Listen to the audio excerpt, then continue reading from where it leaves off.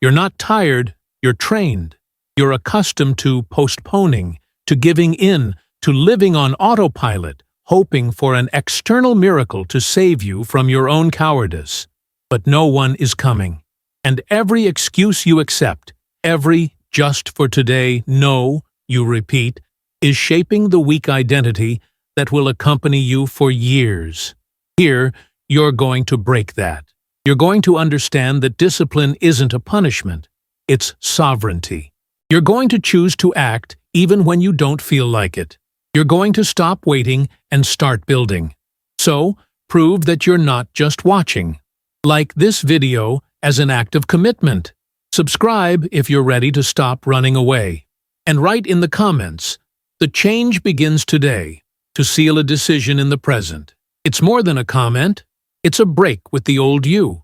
You don't fail when you lose. You fail when you open your eyes and you've already started to betray yourself. When you let the alarm ring for the third time. When you postpone the cold shower you promised. When you scroll through your feed before mustering up courage. It's there, in those invisible minutes of the morning, where your conditioned mind takes control. And it doesn't want your greatness. It wants comfort, distraction, repetition. Failure doesn't shout. It whispers, "Stay a little longer." And you, without realizing it, have already started the day with the wrong identity. The first decision of the morning is what reveals who's in charge. Your inner purpose or your self-sabotage. Everybody wants to win, but few are willing to become victorious in the hardest part of the day, the silence between waking up and acting. That's where the invisible shame resides, the one others don't see, but you feel every time you break a pact with yourself. It's not about heroism. It's about loyalty.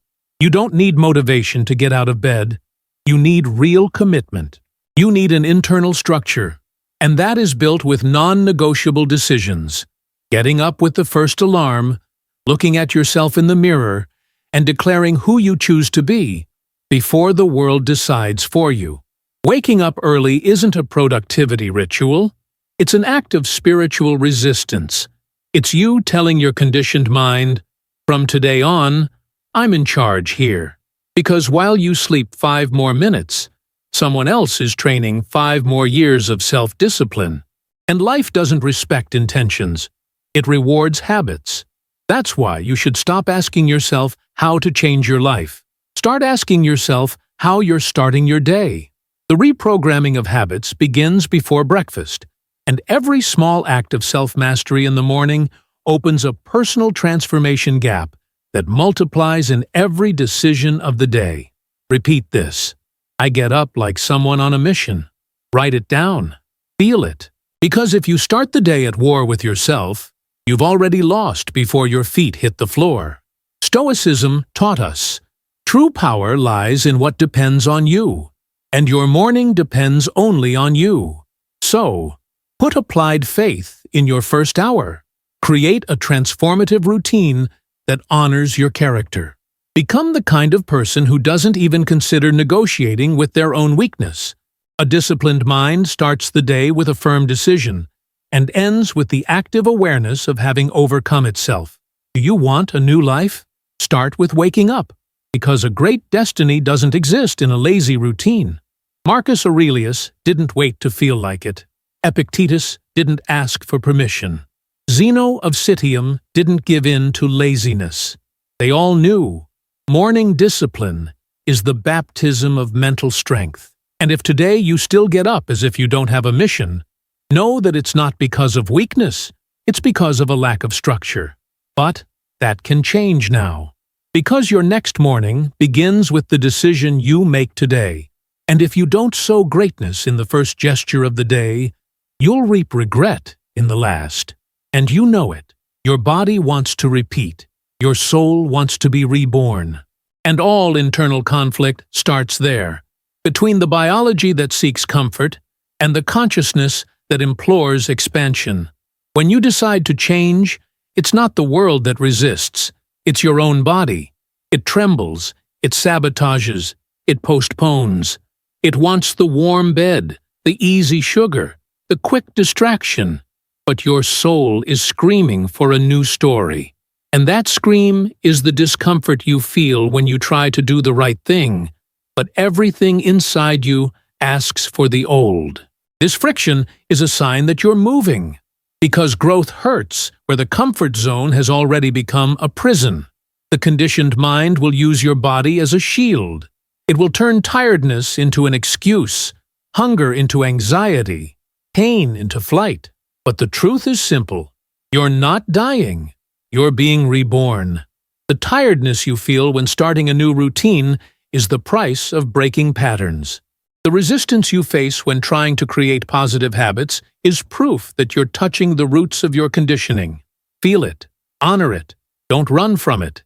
Every body that opposes action is being confronted by the soul that demands personal transformation. And the only way to respect your essence is to move forward, even while trembling. Force yourself, because your soul can't stand being ignored any longer. Because while you postpone exercises, routines, readings, and actions, there's a version of you drowning inside a body addicted to giving up. Every drop of sweat is an unshed tear for all you weren't. Every short breath is a release from everything that kept you trapped. Self-discipline is not a punishment. It's liberation. Reprogramming habits isn't losing pleasure. It's finding purpose. The pain of effort is small compared to the pain of continuing to be who you can no longer stand. And only those who have felt invisible shame understand that.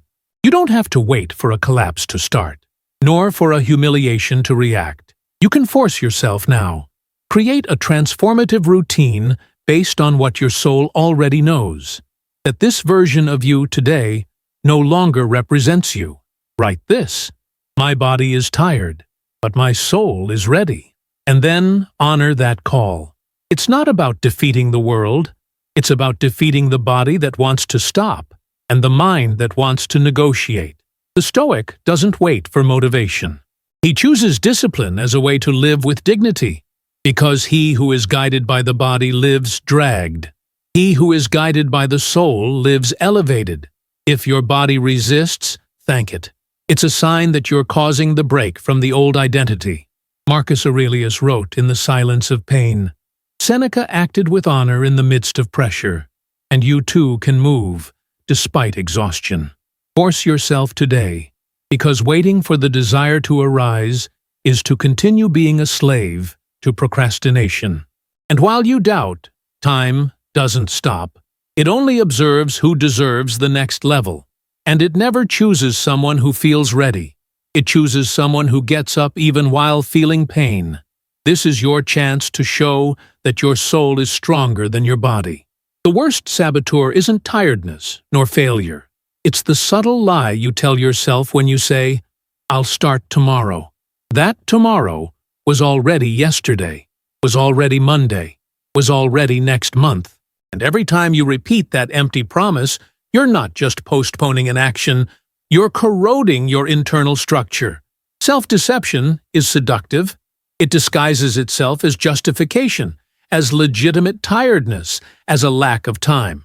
But behind every excuse, there is a choice: to remain comfortable or to start building a strong identity.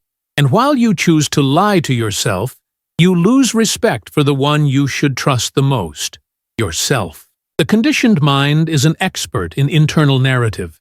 It convinces you that it's okay to leave it for later, that it won't make a difference, that no one is watching you. But you are watching. You know it. You feel it. And that silent conscience that accuses you when you break a commitment is proof that your soul is awake. Self-deception is not harmless. It has a price. It silently destroys your self-esteem, robs you of emotional clarity, and weakens your applied faith, until you no longer believe even when you promise to change. And when that happens, there is no longer procrastination. There is self-betrayal disguised as routine. Force yourself, because it's time to be honest with your own story. If you want personal transformation, you have to start with the truth. You hide behind doubt because you're afraid of a firm decision. You postpone because you still feed on the fantasy that you'll have infinite time. But the reality is simple. Either you change now, or your life will be an elegant repetition of the same pain. Epictetus said that a man's greatest good is to live according to his reason, and you already have enough reason to change. You don't need more proof. You need the courage to say, "Enough, write this. I no longer accept deceiving myself." Feel it. Reject the old pattern. Create a transformative routine that starts with truth and flourishes with self-discipline. The Stoic gets up not because he wants to, but because it's necessary. Because he knows that every day is an opportunity to rewrite his own destiny with non-negotiable actions. The mind lies. The body asks for comfort. But character is forged with hard truths, spoken at the right time. And that time is now. There is no shame in having fallen. The shame is in continuing to lie about why you're still on the ground. All self-deception is an escape from responsibility. All awakening begins with a "enough" said with inner strength. Marcus Aurelius faced his own deceptions in the mirror of time. You are not weak. You are only numbed by stories that no longer serve you. Reprogram your mind with decisions that honor your integrity. Wake up, take ownership, and force yourself to act before life forces you to wake up through pain. Because in the end, it's not what you say you're going to do that changes your life. It's what you do even when no one else believes in you. Not even you. Motivation is wind. It comes when it wants. It leaves when it's most needed. It's unstable, capricious, volatile. Discipline is a rock, firm, heavy, constant. And he who builds his life on the wind lives falling. But he who builds on the rock of daily action, of habit reprogramming, and of self-discipline remains standing even when everything else collapses. You don't have to be motivated to do what needs to be done. You just have to decide that your character is worth more than your mood. Because when you depend on motivation, you're saying that you only act when you feel good. But a strong identity is born when you act despite feeling bad. You've already wasted too much time waiting for the right moment. But the right moment never existed. What exists is now. There is the next decision, the next gesture, the next pattern break. Waiting for motivation is one of the most subtle forms of self-sabotage. The conditioned mind loves to promise, "When I'm ready, I'll start." But preparation doesn't come from comfort. It comes from friction. It comes when you get up tired and still do it. When fear tightens and you still speak. When applied faith is not a feeling, but a practical choice. Discipline begins as an imposition, but soon becomes freedom. Because nothing is more liberating than looking in the mirror and trusting what you see. Repeat this. I don't wait for the desire. I create the structure. Write it down somewhere visible. Honor it with the first step of the day, and with the last one too. Because a transformative routine doesn't have to be perfect. It has to be maintained.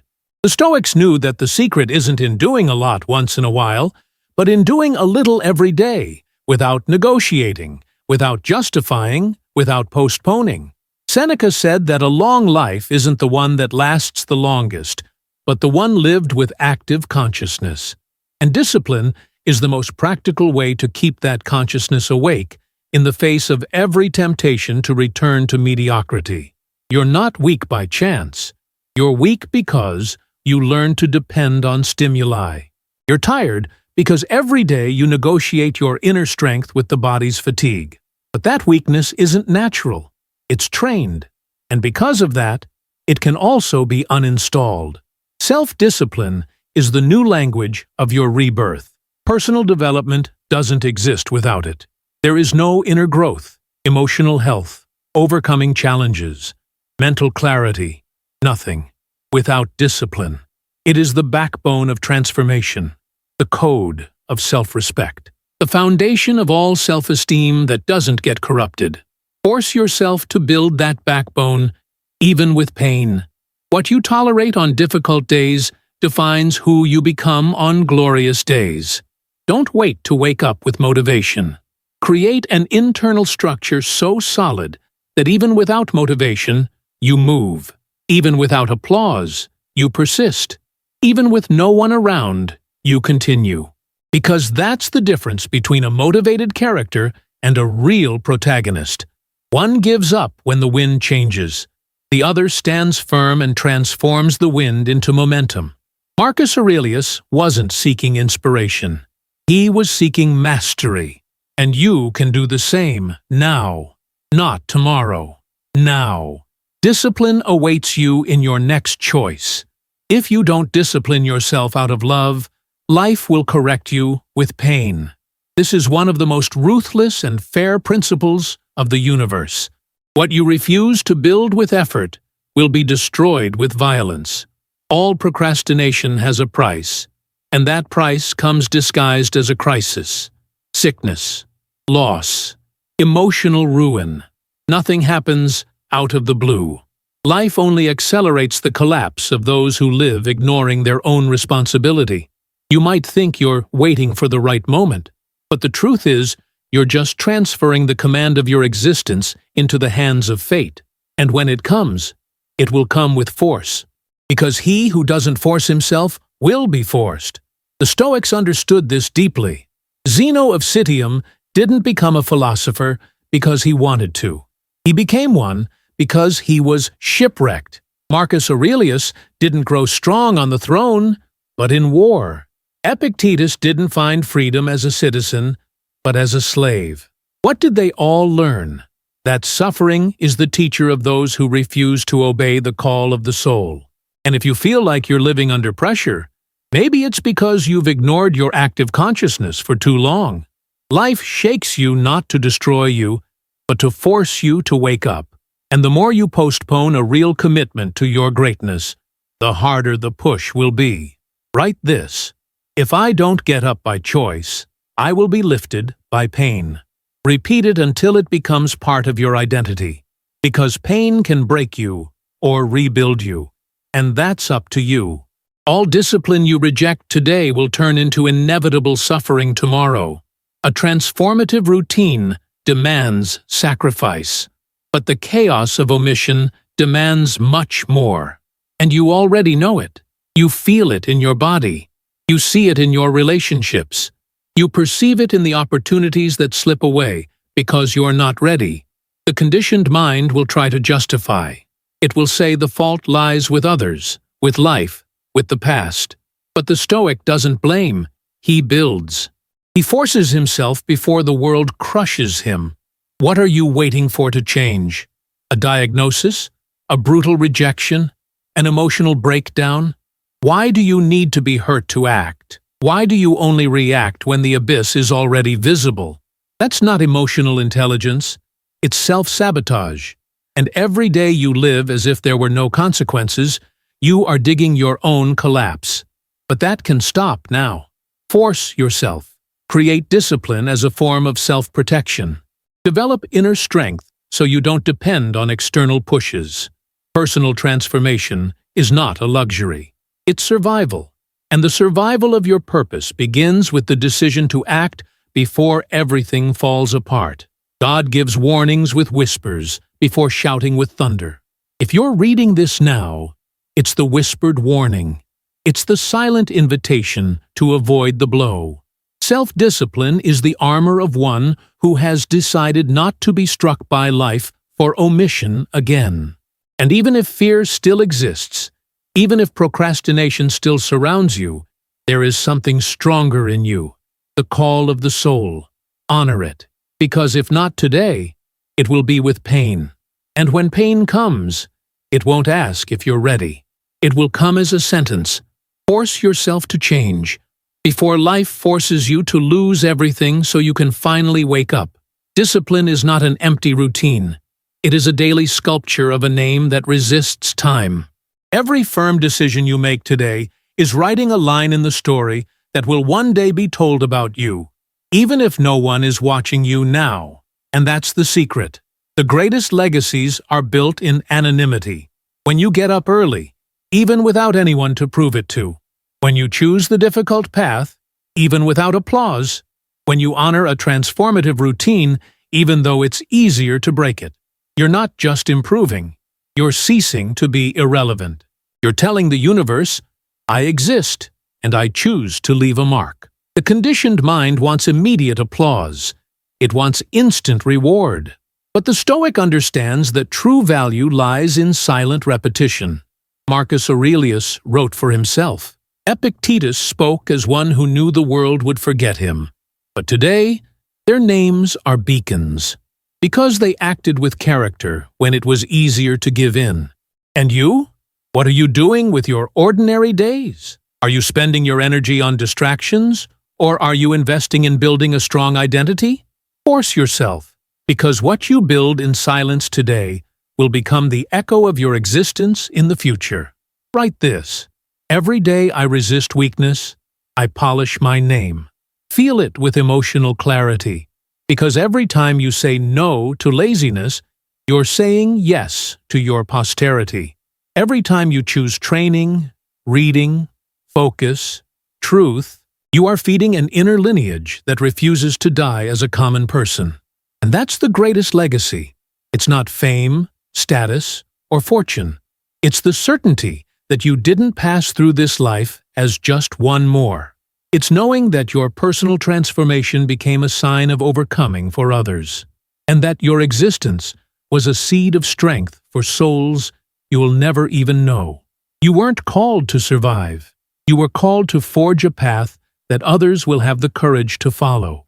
And that path is paved with self-discipline, daily actions, firm decisions, reprogramming habits, real commitments. There is no legacy without consistency. There is no respect without visible effort. And there is no impact without identity. So, if you want to be remembered, start now to act like someone who deserves to be remembered. Not for what he says, but for what he upholds. Not for what he promises, but for what he builds every day, even on days when no one else believes. The Stoic doesn't seek glory. He seeks coherence. He seeks peace with his conscience. And that peace is born when you know you lived in a non-negotiable way, without surrendering to mediocrity, without bowing your dignity to fleeting desires. Force yourself today, because what you tolerate in your routine shapes what the world will remember about you. And if tomorrow someone asks what kind of person you were, may your life respond with firmness. I was a man of discipline, a woman of purpose, a human being who chose to become eternal through his invisible choices. Identity is not born from what you desire. It is born from what you tolerate in silence. Every time you let an excuse slide, every time you swallow a mistake without correcting it, every time you ignore a commitment you made to yourself, you are shaping, brick by brick, the version of who you will be tomorrow. And that version won't be a result of chance, but of what you accepted as normal. Mediocrity starts small. A slip here, a concession there, a just for today that repeats itself until it becomes a toxic habit. And when you realize it, it's no longer an exception. It's who you are. You are not a victim of the world. You are an accomplice to your repetition. The conditioned mind will always try to convince you that it's okay to relax, to postpone, to just get by. But every negligence today is a sabotage of your future. You don't need superhuman strength. You just need the courage to no longer tolerate what weakens your internal structure. Feel this. Your identity is a sculpture made of minimal choices. A sabotaged meal, a missed workout, a postponed conversation, an unforgiven trespass. All of that accumulates and transforms into character, or the lack thereof. Write this. What I allow today defines who I will be tomorrow. Repeat it until it hurts. Because it is that pain that saves you. It is that discomfort that wakes you up. All self-sabotage patterns begin with tolerance, and all personal transformation begins with a break. The Stoic knows that dignity is not a speech, it's a practice. Marcus Aurelius said that the soul is corrupted when you accept living below your nature, and your nature is not weak, it is great, disciplined, lucid, strong. But you need to prove it to yourself every day until it's impossible to return to what you were. Don't tolerate laziness if you want self-respect. Don't tolerate excuses if you want emotional clarity. Don't tolerate negative habits if you want emotional health. Because what you accept as normal today becomes unquestionable tomorrow. And there's nothing more dangerous than getting used to what silently destroys you. Zeno of Citium endured shipwrecks without losing his way. You need to endure the pressure of the now without losing your commitment to your reconstruction. Every firm choice is a brick. Every self-mastery is a root. Every transformative routine is a silent vote for your best version. You are not condemned to what you were. You are only coexisting with what you allow. But the permission is yours, and it can be revoked at any moment, even now. Force yourself not to accept the minimum anymore, because the minimum multiplies and becomes the maximum you achieve. Break that cycle with daily action, firm decision, applied faith, and brute courage.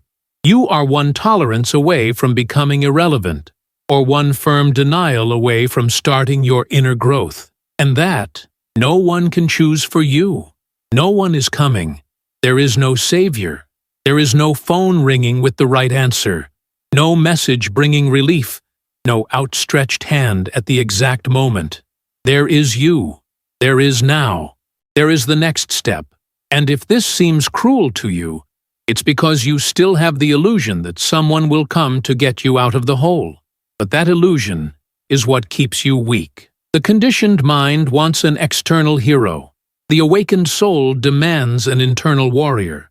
And the truth is that the day you understand that no one is going to rescue you is the first day you start to be free.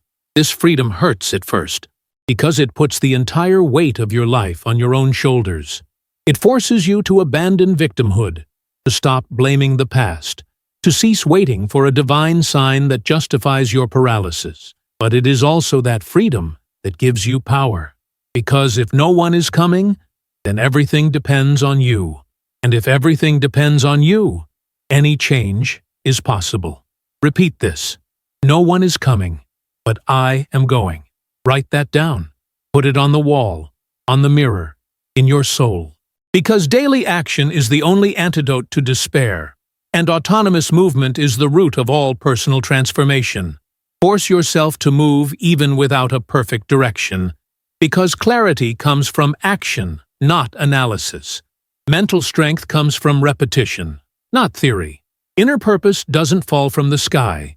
It emerges from the mud, from effort, from silent discipline. You are your own opportunity. And as long as you're waiting for someone to see your pain, someone to heal your wound, someone to validate your effort, you will be trapped. Freedom is born the exact moment you say, I am responsible for myself. That phrase has the power to break centuries of conditioning and build a strong, non-negotiable, unbreakable, invincible identity. You don't need to be applauded. You need to be decided. You don't need to be understood. You need to be loyal. You don't need to be loved now. You need to become someone who loves himself even in ruin. And that is conquered with self-discipline, with habit reprogramming, with a firm internal structure. The Stoics didn't ask for justice. They created resilience. They didn't ask for understanding. They cultivated silence. They didn't implore for help. They built an inner fortress. And you carry that same seed. You just need to stop asking for permission to live with dignity. You just need to force yourself to continue, even while falling, even without guarantees, even alone. There are no more excuses. There is no more time. There is only this decision. The one to walk even with fear. The one to start over even without energy. The one to choose the difficult path not out of punishment, but out of honor. Because when you understand that no one is coming, you begin to realize that it was always you. And that's not loneliness. It's sovereignty. Life belongs to whoever takes it on. And yours, from now on, begins with a single command. Get up. If you don't force yourself today, life will force you tomorrow, and it will be harder. So answer without a mask. Are you going to keep waiting for a savior, or are you going to get up right now? Comment. The change begins today, not as a promise, but as a sealed choice. Like, subscribe, and turn on notifications. If your identity matters, your action has to be non-negotiable. The next video is on the screen, and it is the inevitable extension of this rebirth. Break today, or repeat tomorrow.